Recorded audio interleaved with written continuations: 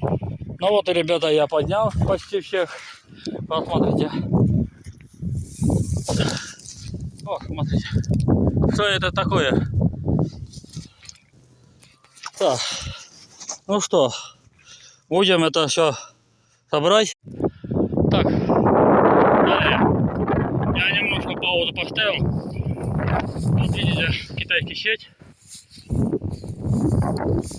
Вот она. Видите? Это называется незаконная китайская сеть. Чем повторяю.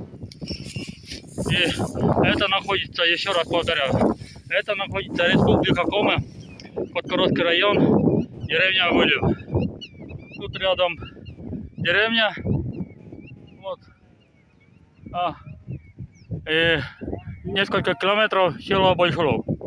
А другую сторону озеро.